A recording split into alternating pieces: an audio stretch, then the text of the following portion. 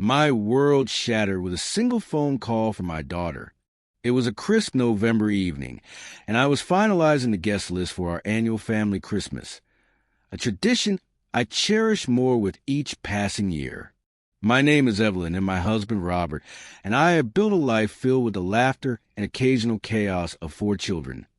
2 older sons, David and James, and our 2 younger daughters, Clara and Anna. They are all adults now with lives and homes of their own, but Christmas was the one time I could reliably gather all my chicks under one roof. Clara, my youngest daughter, had always been my sunshine, effervescent, open, and we spoke nearly every day. Anna, a year older, was more reserved, fiercely independent, and while I loved her deeply, our relationship was built on respectful distance. I admired her strength, even if I didn't always understand her choices.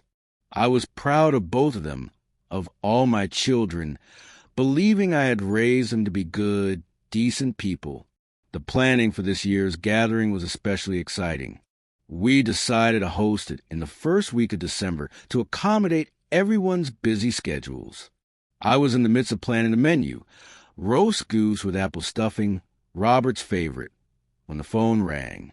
It was Anna. Her voice was flat, devoid of its usual quiet warmth. "Mom, I need to tell you something. Ben and we've separated. For now." My heart sank. Ben was Anna's husband of 8 years. He was a quiet man, but he seemed to adore her. "Oh, my darling, I'm so sorry." I breathed. "What happened?" There was a long pause, filled only by the sound of her shaky breath. "He cheated on me." The word hung in the air, ugly and final. "Anna, come home. Please. You shouldn't be alone right now. Christmas is exactly when you need to be with family." She made a non-committal sound, but then her voice broke. "It's not that simple, Mom. He didn't just cheat with some random woman. It was Clara." The floor seemed to drop away from beneath me. I gripped the kitchen counter, my knuckles turning white. "Clara?" I whispered, the name feeling foreign and toxic on my tongue. "Our Clara." "For the past 2 years," Anna confirmed, her voice a hollow echo of betrayal. I felt physically ill. The room spun. Memories from the last 6 months flashed through my mind. Clara's giddy phone calls, her secretive smiles, her allusions to a wonderful new man in her life. She'd been so happy, and I, fool that I was, had been happy for her.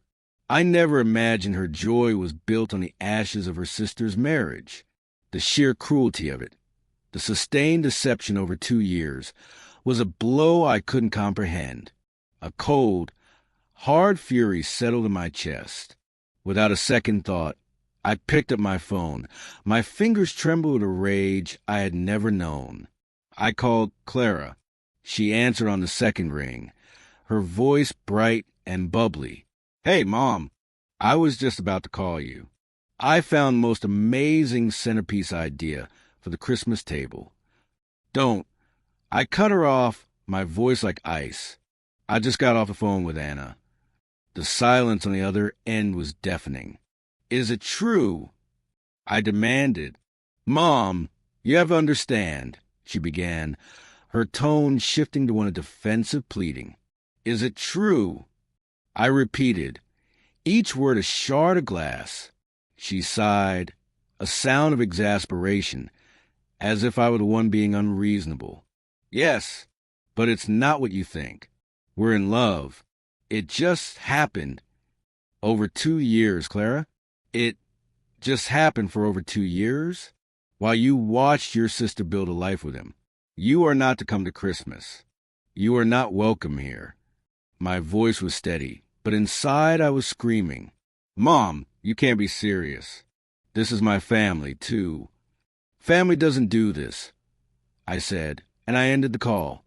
Then, with a finality that broke a piece of my own heart, I blocked her number. I was adrift in a sea of anger and grief.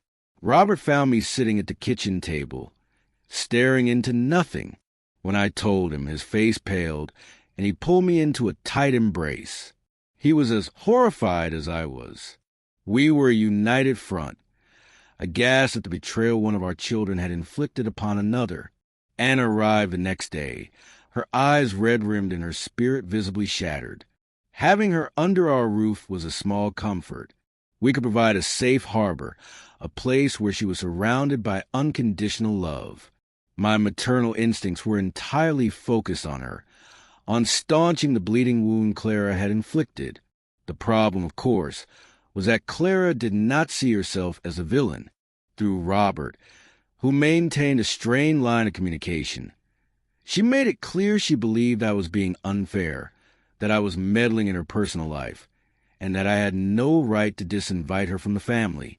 My own sister, Margaret, called to offer her unsolicited opinion. "Evelyn, you can't choose sides between your children," she chided. "Their personal lives are their own business. You're only going to tear this family apart." "That's rich, coming from you," I retorted, my patience thin. "Clara tore this family apart when she decided to sleep with her sister's husband. And it is my business when one of my children is left devastated. Anna needs us right now." "But you have 2 daughters to think about," Margaret insisted. "Not anymore," I said, the words tasting like ash. "Not in the same way. Sally forfeited that right when she made this choice." Thankfully, Robert was my rock. He handled the communication with Clara, but he never wavered in his support for me and for Anna. He was as disgusted by her actions as I was. We felt we were living in a nightmare, the foundations of our family crumbling because of one child's profound selfishness. The Christmas gathering was a somber affair, shadowed by the ghost of what should have been. It was just us, Anna, David, James, and their partners. The absence was a palpable, painful presence. We went through the motions, exchanging gifts, eating the meal I prepared. But the joy was forced, the laughter tinged with sadness. My hip ached from hours of cooking, a physical pain that was a welcome distraction from the emotional one. The only bright spot was seeing Anna manage a genuine smile when Robert and David presented her with a silly, oversized sweater they'd bought her as a joke. A few days after Christmas, I sat down and wrote Clara a letter. It was the most difficult thing I'd ever written. I poured out my disappointment, my disgust, and my heartbreak. I told her I would always love her because she was my daughter, but that the relationship was irrevocably damaged. I made it clear that she would not be welcome at any family gathering where Anna was present, unless and until Anna one day felt comfortable enough to be in the same room with her. I told her that by choosing to inflict such deep pain on her sister, she had, for all intents and purposes, uninvited herself from the family. We learned through Robert that Clara and Ben were continuing their relationship. The news was a fresh wave of nausea. I told Robert to inform her that we would never, under any circumstances, support that relationship. That man was not welcome in our home. I vowed to support Anna through her divorce every step of the way, and I made it clear that Clara should harbor no fantasies about financial help for a wedding or a house with Ben. She had made her bed, and now she would have to lie in it. Weeks turned into months. Anna, to her immense credit, began to heal.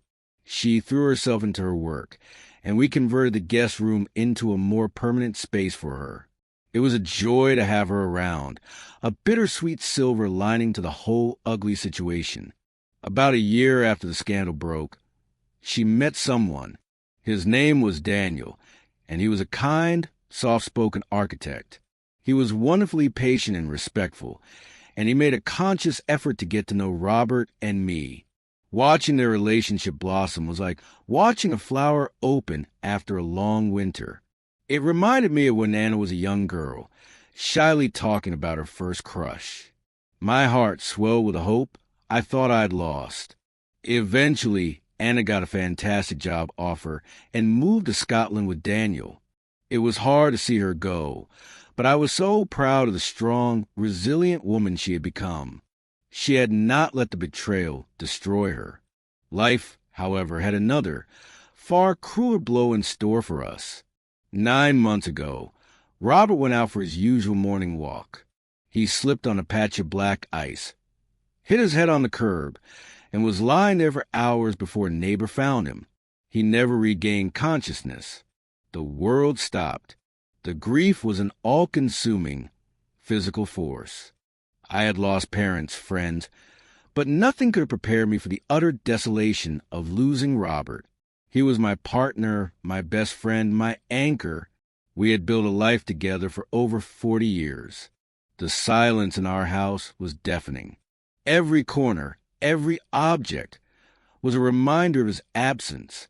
Waking up alone, making coffee for one, taking out the bins, these simple, mundane tasks became Herculean efforts fraught with pain. There were no moments of respite, no forgetting. The grief was a constant, suffocating companion.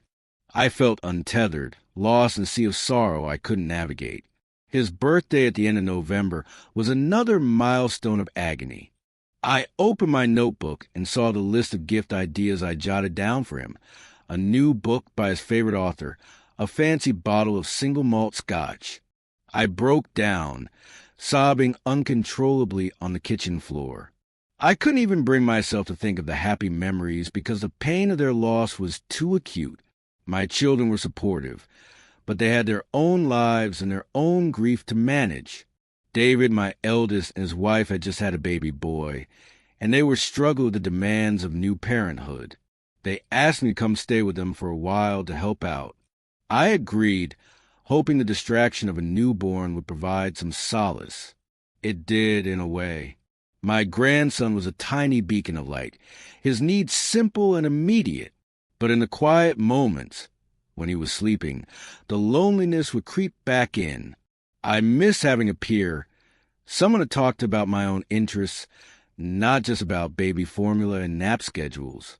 Then, 6 months ago, a small miracle happened.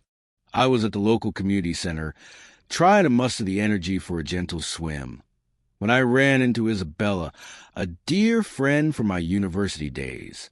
We had lost touch over the decades, busy with raising families and building careers. I knew from mutual friends that she had lost her husband to cancer a few years prior. The moment we saw each other, it was as if no time had passed at all. We had coffee, and then lunch, and then dinner. We talked for hours about our loss, our fears, our hopes for whatever future we had left. A connection, deep and immediate, sparked between us. It wasn't romantic, but it was profoundly life-giving. We were two widows, two survivors, who understood each other's silent language of grief. We started spending more and more time together, serendipitously. She lived only a short drive from David. After a few months, we made a decision. I moved out of David's house and into a small cottage with Isabella. It felt like a light had been switched back on in my life. Waking up alone was no longer a torment because I knew there was a friend downstairs, boiling the kettle, ready to share the day. Penny was thriving in the Netherlands with Daniel. They came to visit, and it filled my heart with joy to see her so loved and secure. She and Isabella hit off immediately, and Isabella effortlessly slipped into the role of a beloved honorary grandmother. And then there was Clara. She was by all accounts doing well. She and Ben were still together. Sometimes, as a mother, I felt a flicker of relief that she wasn't miserable. But more often, I felt a deep, abiding resentment. I resented her for the pain she caused Anna, and I resented her even more for the pain she had caused Robert. In the last year of his life, the stress and heartache of the situation had weighed heavily on him. He had been hurting because of her choices, and now he was gone. It felt profoundly unfair to hold that against her, but the feeling was there, a cold stone in my heart. We still talked, sporadically and superficially. I told her about moving in with Isabella. I asked about her job, but it felt like I was going through the motions. The easy, unconditional love I had once felt for her had been replaced by a complicated mix of duty distant affection and a sadness that never fully lifted. It was a hard thing to admit, even to myself, and it came with its own burden of guilt and shame. Recently, Ben had the audacity to call me and ask for my permission to marry Clara. The disrespect took my breath away. I told him, in the calmest voice I could muster, that he had forfeited any right to seek my blessing the day he chose to betray my daughter and destroy her marriage. I said that while Clara was my daughter, and I would always care for her, their union would never have my support. The phone call ended shortly after. The last few years have been a tumultuous journey through betrayal, grief, and ultimately a fragile, hard-won peace. I would give anything to turn back the clock, to have Robert back, to have my family whole and unbroken. But I can't. So I have learned to focus on the light I still have, my sons, my resilient Anna, my beautiful grandson, and the unexpected blessing of a found family with Isabella. The landscape of my life has been irrevocably altered, but it is not barren. New life, in its own stubborn way, has begun to grow in the cracks.